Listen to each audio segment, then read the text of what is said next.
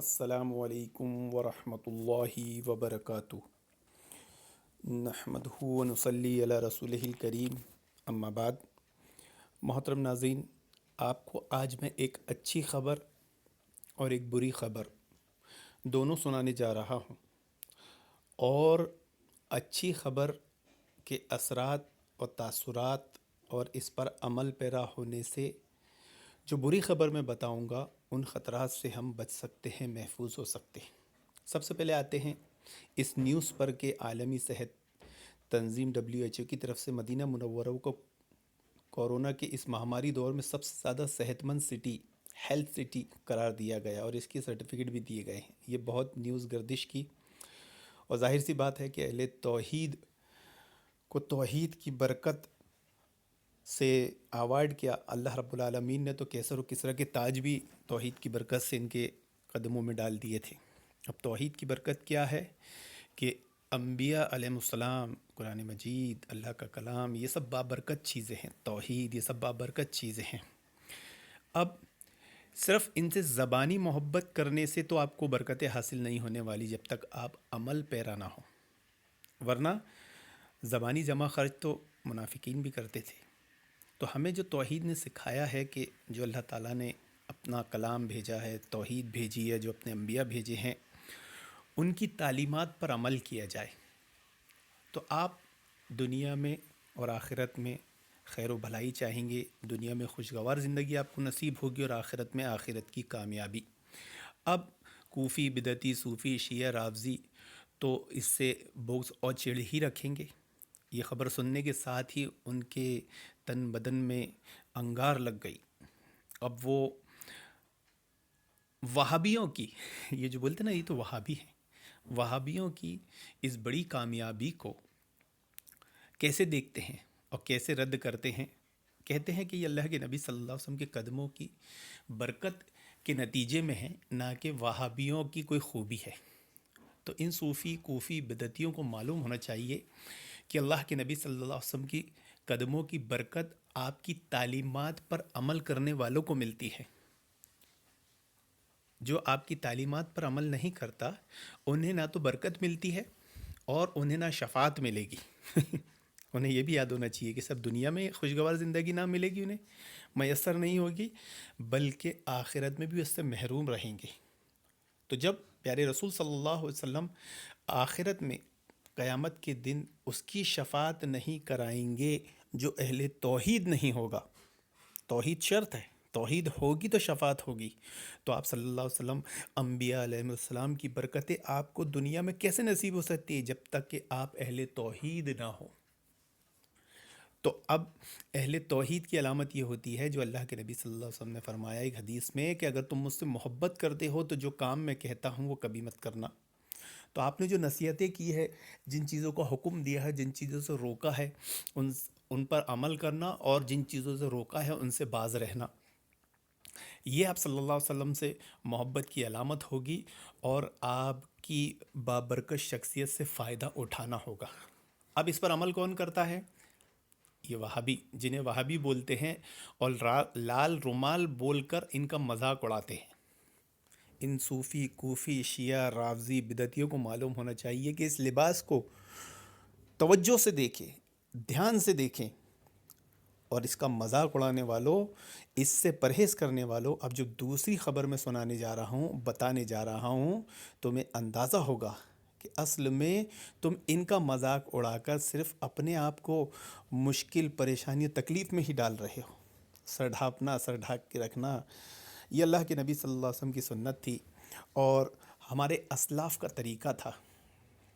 امام سفیان ثوری رحمہ اللہ فرماتے ہیں کہ جب لوگ ہمیں پہچانتے نہیں تھے، معروف نہیں تھے ہم، تو ہم لوگوں کے سامنے کھلے سر بھی آ جایا کرتے تھے، لیکن جب ہم معروف ہوئے اور لوگ ہم کو پہچاننے لگے کہ یہ علم والے ہیں، محدث ہیں، حدیث والے ہیں، تو پھر ہم کبھی کسی کے سامنے کھلے سر اور آدھی روٹی کھاتے ہوئے نہیں آئے۔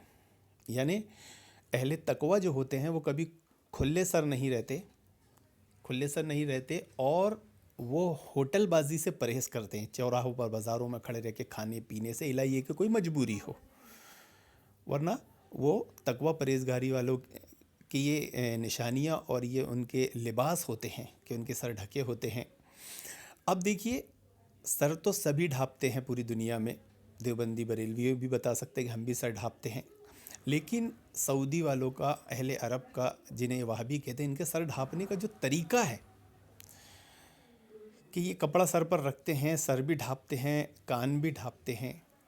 آئیے اس کے کیا فائدے ہیں اور کن نقصانات سے یہ بچتے ہیں جس کی وجہ سے ان کو صحت مند سٹی ہونے کا ایوارڈ ملا ہے۔ یہ یوں ہی نہیں ملا ہے، یہ ان کے عمل کا نتیجہ ہے کہ انہوں نے پیارے رسول صلی اللہ علیہ وسلم کی تعلیمات پر اور اپنے کلچر پر عمل کیا ہے، نہ کہ آج کے فیشن میں پڑھ کر کھلے سر جینس ٹی شرٹ پہن کر اور دوسرے لباس ایسے پہن کر جس میں صرف شو بازی ہو، ریاکاری ہو، دل کے ارمان پورے کرنا ہو، اس کو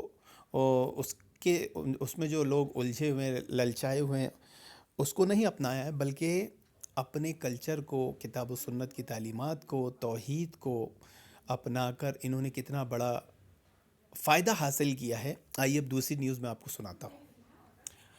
یہ بھی دوسری نیوز ہے محترم حاضرین، 26 جنوری کی ہی ہے، فیس بک پہ چل رہی ہے کہ آپ اگر باتھ روم میں جاتے ہیں اور آپ کے فضلہ میں اگر یہ نشانیاں دکھتی ہے تو یہ کینسر ہونے کی علامت ہے۔ اب اس میں ایک علامت کیا بتا رہے ہیں پتہ ہے کہ 50 سال سے زائد عمر کے افراد میں جلد کے کینسر کا امکان خواتین کے مقابلے میں 2 گنا زیادہ ہوتا ہے۔ اس سے کم عمر افراد میں بھی یہ مرض سامنے آتا ہے اور اس میں ہلاکتوں کی شرح بہت زیادہ ہے۔ ایک تحقیق کے مطابق مرد چونکہ خواتین کے مقابلے میں دھوپ میں زیادہ پھرتے ہیں اور سن اسکرین کا استعمال نہیں کرتے، جبکہ سر اور کانوں کو ٹوپی سے ڈھانپتے نہیں، لہٰذا ان میں کینسر کا خطرہ زیادہ ہوتا ہے۔ اس طرح روایتی طور پر مرد خواتین کے مقابلے میں ڈاکٹروں کے پاس کم جاتے ہیں تو ان کے اندر کینسر کی جلد تخصیص ممکن نہیں ہوتی۔ یعنی یہ بتا رہے ہیں کہ اگر آپ کو پیشاب میں خون وغیرہ ہے، پوری رپورٹ ہے، لیکن اس میں جو اصل پوائنٹ ہے نا کہ ان میں کینسر ہونے کے جو خطرات ہیں وہ کیا ہے کہ جو لوگ سروں اور کانوں کو ڈھانکتے نہیں ہیں ٹوپی سے کسے، تو ان میں کینسر کا خطرہ زیادہ ہوتا ہے۔ اب بتائیے، ٹوپی پہننے سے سر تو ڈھک سکتا ہے لیکن کان نہیں ڈھکیں گے، صافہ پہننے سے سر تو ڈھک سکتا ہے، کان نہیں ڈھکیں گے۔ ہاں، ایسا صافہ پہنا جائے کہ اس میں کان بھی ڈھانپے جائے جیسے پنجابی لوگ پہنتے ہیں تو بات سمجھ میں آتی ہے، لیکن ایسا تو یہ صوفی شیعہ رافضی نہیں کرتے۔ اب یہ عمل کرتا کون ہے؟